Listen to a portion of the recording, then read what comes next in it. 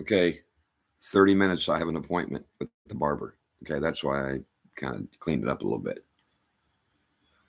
Um, Hi, hello, nice to see you. I want to start by giving you my credentials and experience as a leader. 12 years old, sixth grade, the same teacher that gave me a D. And I said, oh boy, I'm going to get in trouble for that D. And she held me after class and said, can I change this to a B for you? Everybody leave. And I was the only one that she could, can I change this to a B? It was a handwritten report card. And she was circling. I was standing next to her, little Dave.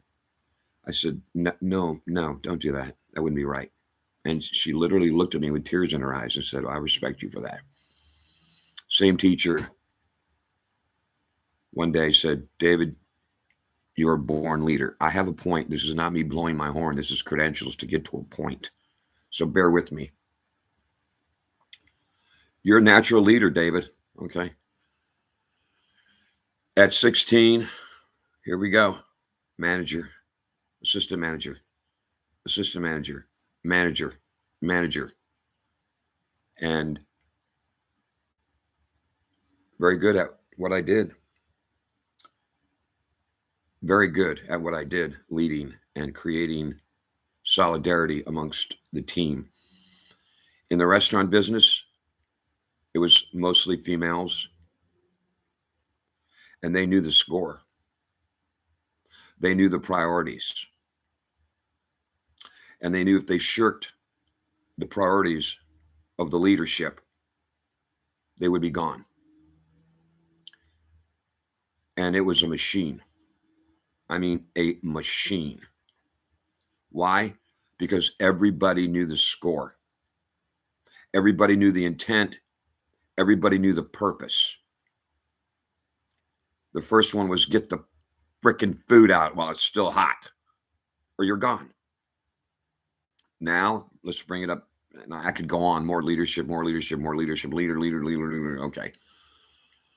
Over the last 3.5 years, there's a team up in the cloud. Again, females, specifically 2. And we all know the score. They know the score. They know the priorities, and it's a machine. Most nights, 6 nights a week, we invite people from around the world to what we call events.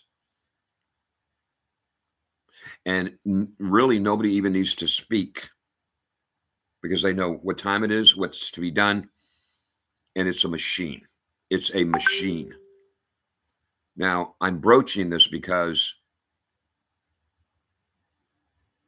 these 2 ladies, myself, the Honorable Joseph Vettery, and now Ulf and Hans, have been involved in what? I'll call it a mission. I'll say that the players of these 6 players, myself, His Honor, myself, Susan, Andy, Ulf, Hans, or Hans, let's do it backwards so nobody's first or last. I think we know that what we are, first, it's end times. If I ask any of you, is this the end times? Yes, it is. I would also suggest that they know that His Honor Yosef Vettery, the Jewish people, have to lead this unifying team. Yes, I would. However, this team, from my analysis, this team of players, six people, we're not unified. There's no solidarity. Now, I believe I have solidarity. We have solidarity with the Honorable Rabbi Yosef Vettery. And we come to the table as Christians with a specific message and a whole paradigm shift in Christianity. And the Honorable Rabbi has shown great patience and has literally even given his upbringing steeped in Judaism and Christians, even being raised at 770 in that environment and having been surrounded by other Jews, he has compromised. I'm going to take license, Your Honor, even into saying that, well, Jesus can be a matchmaker. And that blew my mind. It did. However, the Ephraim group, as far as I know, to date, the Ephraim group, meaning Hans and Ulf, no solidarity, rejection, a different message. Now, the players, we as players in this game of Yahweh's, want to bring about unity, but how can you bring about unity when it's no, reject, or nah, I don't think so.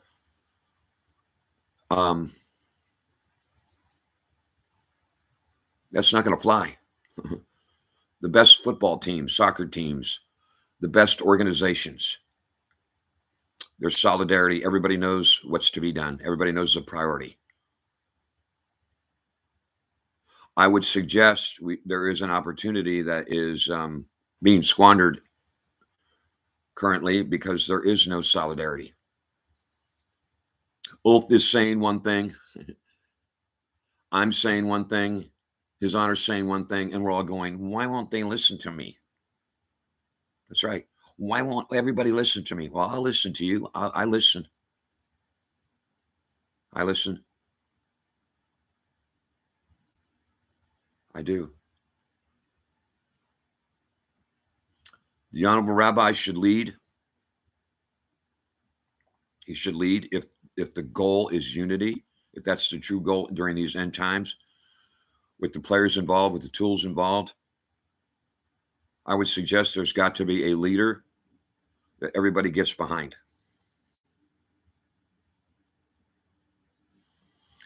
And they listen to him. They don't talk over him. They don't put their side hustle up and ram it down anybody's throat like I'm right, I'm right, I'm right, I'm right, I'm right. You're wrong. That cannot exist in a solidarity state of getting anything done at all. Now, the Honorable Rabbi, it's pretty obvious to me he has done some great things in the last year and a half that I've known him. Some great things. And he's in a position where he's raising a family. He's got a business, and even with all that going on, he has still managed to incrementally create solidarity or begin to create solidarity with his team, Jewish team. And at the same time, convey compromising, like I get the message he wants to compromise with these Christians. That works. That's solidarity. And he knows that it takes time, it takes patience, it takes understanding, it takes compromise. The word is compromise. Come, let us reason together. I don't see compromise with Temple Coin. I mean, I say that, and I'm serious. Hans, I'm Ulf. I love you guys, what you've done, what you aspire to do. But from my standpoint, we're lacking a unified intent.